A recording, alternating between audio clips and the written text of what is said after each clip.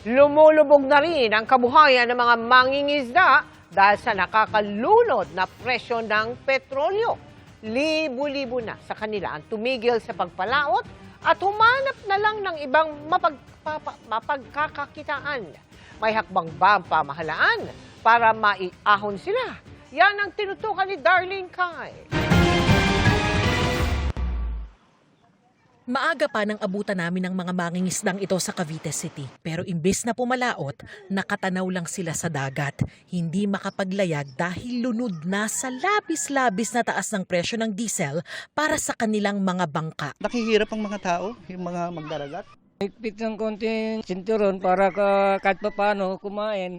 Ang 60 taong gulang na si Teroy, hindi na alam kung saan kukunin ang pangtusto sa 3 nag-aaral na anak. Ito na yung talagang pinaka-worst na dumating sa buhay naming mangingisda na wala ka nang mahuli, mahal pa ang lahat ng bilihin.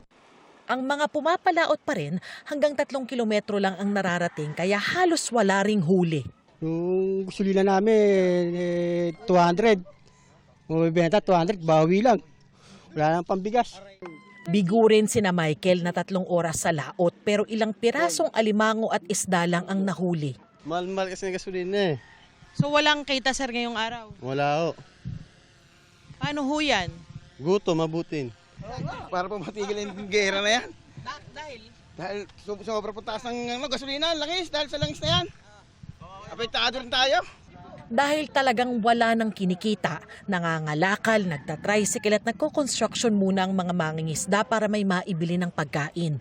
Buti parawang iba, may ayuda. Kaya bago nga matulog, huwag mamuni-muni ka. Ba't ka nakakaganon eh? Wala namang, ang masaklap pa, wala kaming subsidy sa gasolina.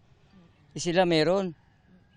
Sana naman, maabutan din naman kayo para parehas naman. Binibenta na raw ng mga mangingisda yung kanilang mga bangka kaysa matuyo at masira dahil nga hindi na sila pumapalaot. Kaya kung dati punong-puno ng bangka itong pampang ng Barangay 14, gayon ay kakaunti na lang ang matitira.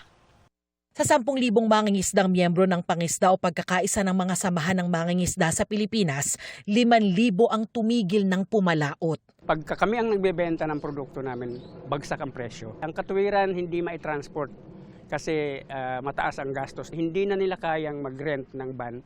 Mula sa dating 15,000, ngayon ay 30,000. Patuloy nilang kinakalampag ang DA o Department of Agriculture at BFAR o Bureau of Fisheries and Aquatic Resources. Ngayon napakataas ng presyo ng gasto sa produksyon ng mga mangingisda.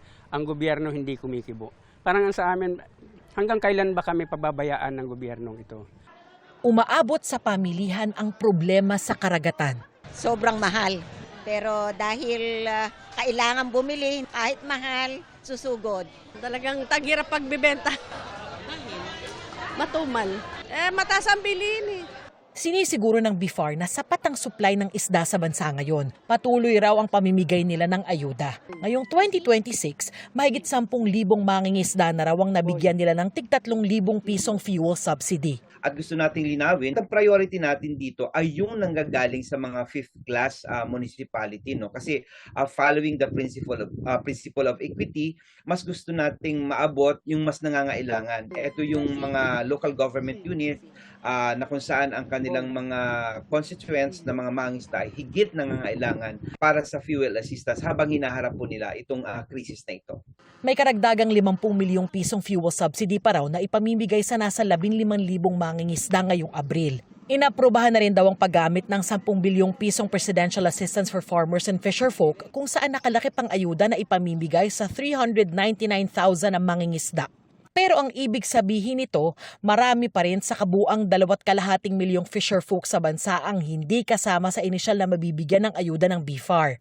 Gaya ng mga nakausap naming mangingisda sa Cavite City na hindi kasama sa prioridad sa ngayon. After na mabigyan natin at meron ding resources, hindi naman natin sinasabi na dapat sila ay hindi completely mabigyan kasi ang gusto natin inklusibo yung interventions na ginagawa ng pamahalaan. Pero sana raw paspasan ang pagsaklolo sa mga mangingisda bago pa sila tuluyang malunod sa kahirapan. Naghihintay na lang, nananatiling umaasa. Pero kahit papaano po, tuloy lang ang buhay kasi wala naman po kaming magagawa. Yun yung trabahong alam namin. Darlene Kai, Nakatutok, 24 Oras.